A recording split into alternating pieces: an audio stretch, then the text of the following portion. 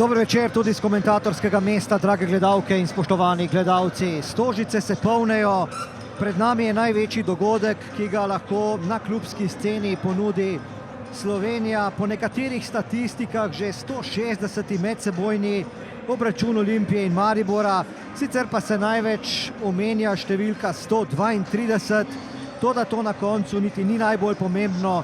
Bolj zanimivo bo, kaj se bo dogajalo na igrišču. Samo boljši, zdaj pa odličen prodor Hotića. Hotić je potegnil, Mlakar gre v kazenski prostor, Mlakar in odlično Ivačič. Tekma se je sedaj povsem razživela, kajti napada tudi Maribor, ponovno priložnost za vijoličaste, ki so danes v belem in gol. Zadel je Mlakar. 26. minuta srečanja, kar mu ni uspelo malo prej, je sedaj uspel in premagal Ivačiča. Maribor vodi z 1-0.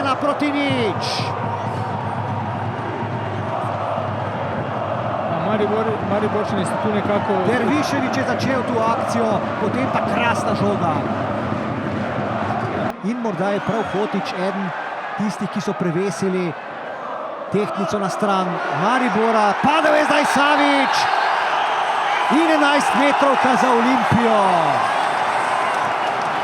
V sodnikovem dodatku prvega polčasa 11 metrovka za Olimpijo po prekršku nad Savićem. Z 1-0, kaj pa sedaj? Še naprej, kajti Handanović se je izkazal.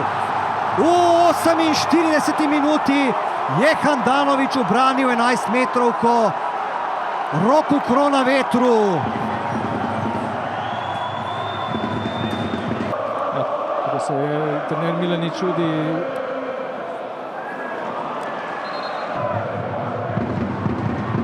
Priložnost sedaj za Hotića. Mariborčani zahtevajo 11 metrovko, ki pa je ne bodo dobili. In sedaj lahko Linta le še čaka, kaj se bo zgodilo. Tu je napad Mlakarja. Mlakar in Štiglec. Zdaj Hotić, gol! Dino Hotić je z zadetkom koronal svojo izvrstno predstavo na tem derbiju. 3-0 in zdi se, da je derbi v Stožicah odločen. Mariborski navijači so prižgali bakle. Milanič daje zadnje napotke Krecuju.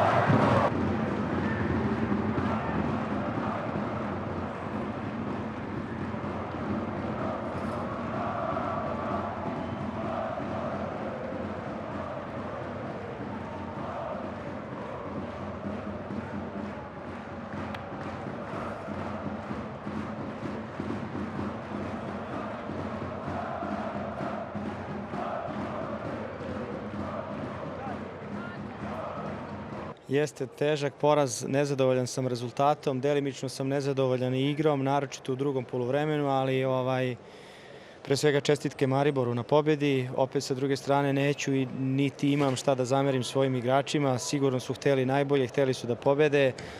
Slažem se da smo negdje dobro ušli u utakmicu, dobro smo počeli, onda smo imali neki period pre primljenog gola, period neke panike. Tu se nismo snašli, negdje je gol slutio, to se i desilo.